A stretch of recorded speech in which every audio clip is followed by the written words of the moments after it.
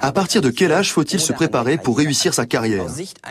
Selon certains gourous, le plus tôt possible. Le yoga doit aider les plus petits à mieux gérer leur stress.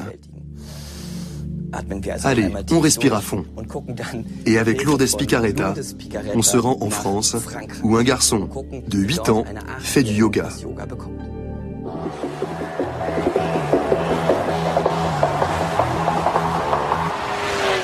Ça nous détend et ça enlève le stress de l'école.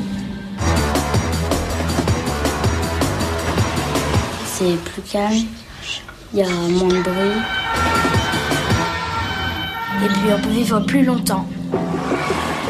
Des enfants de la ville s'expriment sur le yoga. Yoga Kids vient d'Amérique.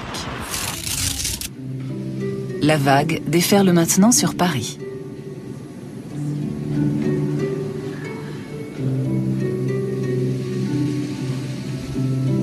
La représentante du mouvement en France, c'est Ulrika Désé.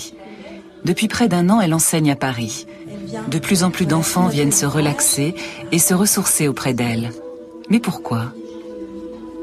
L'exigence de l'école, l'exigence de la société, des parents, qui en fait attendent énormément des enfants. Les choses qui nous ont énervés, fatigués, on les enlève très très loin de nous. Voilà, c'est ça. Ils ont peur d'échouer.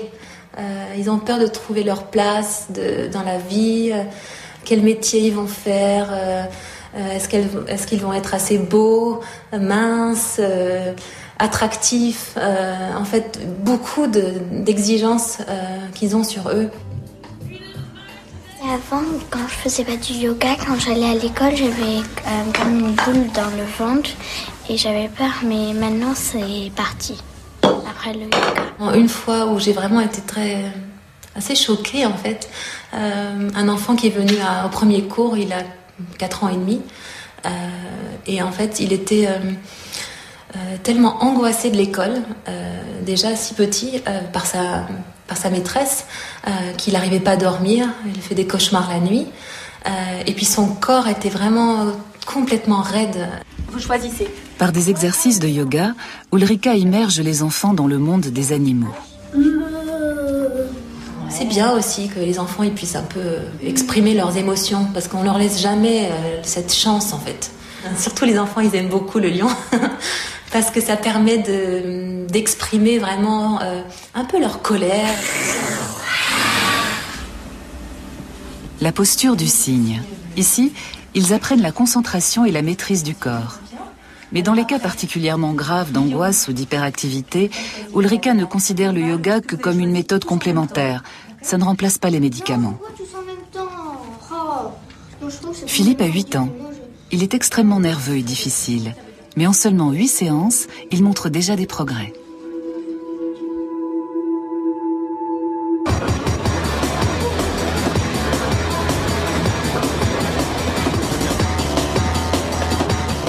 Dans une ville submergée de stimuli comme Paris, le yoga est un îlot de repos pour Philippe. C'est l'impression qu'il nous donne, mais il n'a pas voulu nous le dire devant la caméra. Ses parents et lui étaient d'accord pour que nous lui rendions visite chez lui. Sa mère est française, son père suédois. Ils travaillent dans une société de technologie en communication. Tous deux diplômés de l'enseignement supérieur, ils ont quitté Stockholm pour Paris. Mais cette flexibilité a un prix. Face à l'anxiété et aux problèmes relationnels de leur fils, ils s'interrogent sur les effets du déménagement. Si on veut prendre contact avec d'autres enfants et qu'on ne sait pas comment s'y prendre, peut-être on peut très bien se dire, bon maintenant je pense un petit peu au yoga et j'essaye de me ressaisir et de faire en sorte que je puisse prendre contact avec d'autres enfants. En France, si on n'est pas dans le moule, donc on est un peu mis de côté. L'école classique n'aurait probablement pas convenu à Philippe. Ses parents l'ont inscrit dans une école privée suédoise à Paris, avec de petites classes et un suivi individuel. Mais même ici, l'enseignante semble dépassée quand un enfant sort de la norme. Ulrika pense qu'on devrait initier les enseignants au yoga.